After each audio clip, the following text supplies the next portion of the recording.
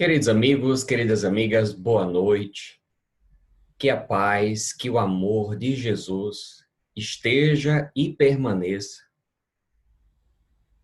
sempre em nossos corações. Nós vamos dar início a mais uma semana de estudos de reflexão. Nós estamos aqui ainda virtualmente, mas com os corações ligados espiritualmente. A nossa casa espírita permanece fechada, mas nós teremos novidades. Nós reabriremos em breve, estaremos anunciando a data logo em breve e reabriremos neste verão e a nossa casa estará sempre mais bonita, recebendo a todos com muito carinho, com muito amor. Então, aguardemos a nova data, mas já estamos nos preparativos para a nossa reabertura física. Mas estamos aqui virtualmente para mais um estudo, para mais uma reflexão do Evangelho do Cristo à luz da doutrina espírita. Com nossa querida amiga Daniela, nós vamos dar início, rogando a Jesus que permaneça conosco, que envolva a nossa querida amiga com as vibrações de amor, de carinho, para que esse estudo do Evangelho do Cristo possa soar em nossos corações, em nossa mente e em nossas ações, não só neste momento de pandemia, mas para todo sempre. Então, neste momento, nós vamos dar prosseguimento ao nosso estudo virtual, envolvendo com todo o nosso carinho a nossa querida Dani. Boa noite, Dani. Boa noite, Marconi. Obrigada. Bem, amigos, sejam todos bem-vindos. Mais uma vez, mais uma reflexão, né? E nós não estamos conectados. Conexão é um termo muito técnico, né? Nós estamos aqui em comunhão com a doutrina espírita, com as ideias espíritas, em comunhão uns com os outros, né?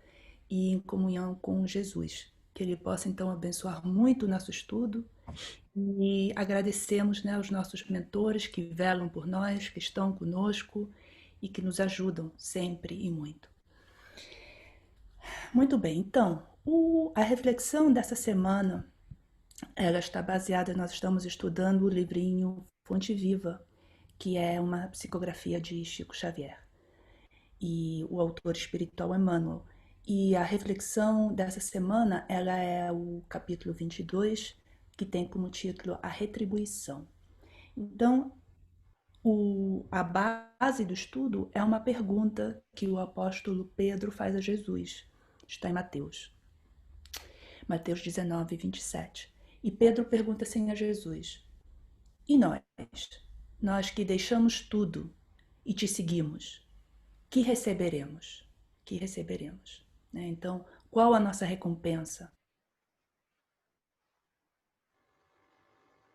E a Ana que esse trecho nos fez refletir são dois pontos. O primeiro é usar, né, esse trechinho como um espelho, e o segundo é usar esse trechinho e os comentários de Emmanuel como um exercício de imaginação.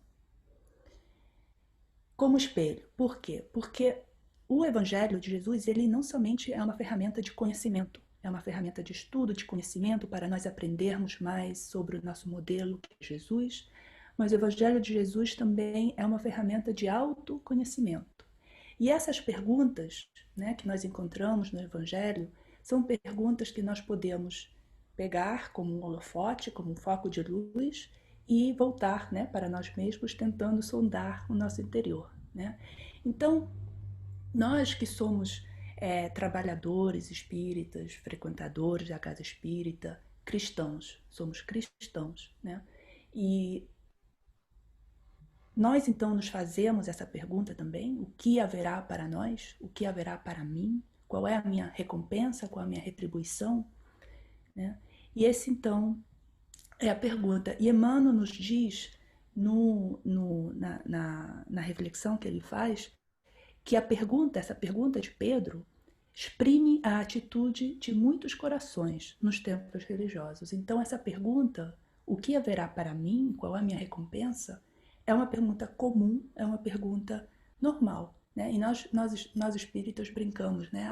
Vou fazer isso e vão ser 2 bônus horas, ou quantos bônus horas se eu fizer isso a mais. Né? Mas brincadeiras à parte, nós sabemos que a cada um segundo as suas obras, e que tudo aquilo que a gente faz, tudo aquilo fica registrado, né? Fica registrado em nós, no nosso íntimo, no nosso historial de vidas, e forma parte do patrimônio do nosso espírito. Tá? Nós sabemos isso. Então, o que haverá para nós? Muito bem. Temos que reconhecer também, e isso aqui não é uma crítica, é um fato, né? Que todos nós temos uma porção não pequena de egoísmo, né? E muitas vezes essa pergunta, o que haverá para mim, qual a minha retribuição, tem a ver com esse egoísmo ainda que é tão assim presente, né, nas nossas vidas e nos nossos relacionamentos. Né? E egoísmo, entenda-se como essa inflação, essa inflamação do ego, nessa exaltação da nossa, não só dos objetos, mas também dos meus pensamentos, do meu ponto de vista, da minha mente, do meu pensamento, da minha personalidade. Isso ainda, né, tem muita relevância para mim, e isso então é o que, digamos, caracteriza o egoísmo. Né? E quando vemos as nossas relações de trabalho, por exemplo, é muito normal fazer essa pergunta, né? O que há para mim é normal, é necessário, né? Quantos de nós trabalharia sem remuneração, né? Ou sem saber quanto receberemos pelo nosso esforço. Então, o trabalho, por mais que nós gostemos do trabalho e o nosso trabalho seja assim, o trabalho dos nossos sonhos, nós esperamos uma retribuição, não só material, mas também em termos de reconhecimento, de realização profissional. Né? Então, essa relação de toma cá, toma lá, dá cá, em relação ao trabalho, é muito normal, é muito comum. Com as nossas amizades, também acontece, né? Buscamos sempre, ou tentamos buscar um equilíbrio, né? Uma série de eu convido, você convida, você dá isso, eu faço aquilo, você me ouve, eu te ouço, e sempre há assim uma espécie de retribuição, uma busca de retribuição nas nossas relações de amizade. E nas nossas relações familiares também, né? Talvez as relações familiares sejam as que mais se aproximem a uma relação ideal, na qual o nosso egoísmo não tem um papel, um rol tão relevante. Mas ainda assim, né, a nossa família, nós ainda nos movemos com certos interesses e com certo desejo de ser retribuídos de uma maneira ou outra. Então, quando nós servimos Deus, né, servimos Jesus, trabalhamos no bem, nós ainda temos, é normal e é comum ter digamos, esse posicionamento. O que haverá para mim? Né? Qual a retribuição? E Emmanuel, então, ele responde e ele diz assim: a resposta a essa pergunta se derrama silenciosa através da própria vida. Né? A resposta se derrama silenciosa através da própria vida. Silenciosa sem alarde, né? E como podemos entender essa resposta de Emmanuel? Né? E uma maneira de entender, lendo o capítulo, é que quando nós trabalhamos no bem, quando nós servimos, as nossas ações, os nossos atos, os nossos pensamentos, o nosso esforço está em sintonia com as leis divinas, com as leis de Deus, essa ação, esse esforço está nos transformando, está nos regenerando, está nos santificando. Então, é a própria vida, né, que vai nos retribuir, que vai nos regenerar, nessa própria regeneração. E Emmanuel dá, então, 3 exemplos. Ele diz, para entender, né, essa resposta que ele deu, que recebe o grão maduro depois da colheita? Né? Ele recebe o moinho. E que recebe a farinha? A farinha recebe o fermento que leveda. E que recebe o pão? O pão recebe a graça de servir. Né? Então vemos que todas essas ações, todos esses atos, eles geram transformação, regeneração. E isso então é, digamos assim, a resposta, né, que nós teremos para o nosso esforço. Essa regeneração interior que é o que nós buscamos. Bem, falamos que essa pergunta é um espelho, né? Falamos também que vai ser um exercício de imaginação, porque a doutrina nos ensina que nós somos seres em transição, né? Estamos numa jornada de evolução, de progresso, de melhoria, e nós então, como em toda jornada, nós temos uma ideia de onde a gente esteve e onde a gente está, mas nós não temos uma ideia de para onde é que a gente vai. Né? E a doutrina nos dá, na literatura espírita, alguns exemplos, alguns testemunhos de espíritos que nos dizem como é que vai ser, né, esse mundo regenerado para o qual estamos caminhando. Mas nós ainda não temos ideia. E não sabemos também como é que as nossas ações de hoje vão nos transformar. Né? Então, se nós pensamos, por exemplo, não sei se alguém já esteve em Sri Lanka, né? Mas se formos viajar para Sri Lanka, nunca estando lá, nós não temos ideia de como os cheiros, como a temperatura, como as pessoas queremos conhecer, as experiências queremos viver, os sons do idioma, os mercados, o que é que nós vamos encontrar lá, como isso vai nos transformar. Né? Então, é por isso que é um exercício de imaginação, nós pensarmos, extrapolando isso para o nosso destino como seres regenerados, num mundo regenerado, que é para isso que nós estamos caminhando, como é que esse mundo vai ser? Né? Como é que nós, como espíritos regenerados, vamos encarar o nosso trabalho? Será que nós vamos nos fazer essa pergunta, o que haverá para nós? E podemos então imaginar, né, espíritos regenerados não perguntando o que haverá para mim, qual será a minha retribuição, mas mais especificamente, ou mais de maneira geral, o que haverá para nós. Né? Então é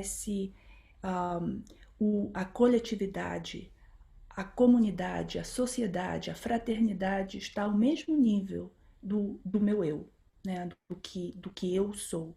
E esse equilíbrio é uma característica, então, de um espírito mais saudável, de um espírito mais regenerado. Podemos imaginar também espíritos no mundo de regeneração que, ante o esforço, né, trabalho é esforço em qualquer sentido, ante o esforço, ante o suor da frente, a pergunta não será qual a retribuição, mas será um exercício de agradecimento, né? De agradecer essa oportunidade de transformação e de regeneração. E essa então é a reflexão que tomara que possamos essa semana, né, trazer conosco quando examinamos a nossa relação com o nosso trabalho, com as nossas amizades, com os nossos familiares, como estamos servindo, né, e que possamos então nesses relacionamentos de trabalho, de esforço, apresentar sempre a nossa melhor parte, né, o que temos de melhor, mesmo que não seja sempre, mas que possamos sempre voltar, né, ao rumo certo, que é apresentar o que temos de melhor, tentar consertar, seguir adiante e agradecendo, né, a oportunidade, porque sabemos que esse trabalho está nos regenerando e está nos fazendo entrar mais em comunhão, em sintonia com Jesus. Então, queridos, que tenham todos uma boa semana e que possamos voltar aqui ao nosso centro espírita logo e sempre. Obrigada, Marconi, com você mais uma vez. Obrigado, Dani. Sem dúvida é um momento importante agora para a gente refletir.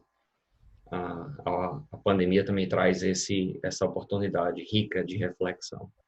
Nós vamos então chegando ao final do nosso momento de reflexão e gostaríamos todos de, neste momento, fazermos juntos uma prece, elevarmos o nosso pensamento a Jesus, mantermos o nosso pensamento confiantes no Mestre, na providência divina, e juntos em um só pensamento, virtualmente, vamos agradecendo a Deus, o nosso Pai maior, a Jesus, o nosso irmão e amigo, a todos os bons espíritos, pelo amor, pelo carinho com que nos envolvem a todos os instantes, e rogando a estes bons e abnegados irmãos espirituais que envolvam o nosso planeta nas vibrações mais sublimes, para que o amor do Cristo, a fé ensinada por Jesus, possam envolver a todos os nossos irmãos, aqueles que encontram-se enfermos, aos trabalhadores físicos e espirituais em trabalho de socorro, nos hospitais, nas ruas, nas residências, a todos aqueles que perderam a esperança, encontram-se tristes, desesperançosos, que perderam a confiança em si mesmo e em Deus. Queremos envolvê-los neste momento com as tuas vibrações de amor, Jesus, para com que eles possam sentir a tua presença, para com que eles possam ser envolvidos com a fé e com a certeza de que nenhum de nós estamos sozinhos. Nenhuma ovelha de teu Pai se perderá. Por isso, Jesus, amigos, rogamos que o teu amor possa acalmar os corações sofridos e renovar a esperança em todos nós. Somos muito gratos por esse estudo, por essa oportunidade, e somos gratos à vida e pela oportunidade que temos diariamente de nos autoconhecermos, de nos auto-melhorarmos e prosseguirmos rumo à plenitude da vida. Assim, nos despedimos, rogando a vós, Jesus, que permaneça conosco, não só nessa noite, mas por todo o sempre. Que assim seja. Graças a Deus. Obrigado mais uma vez, uma boa noite a todos, e mais uma vez, que Jesus possa permanecer nos amparando e nos guiando. Um grande abraço.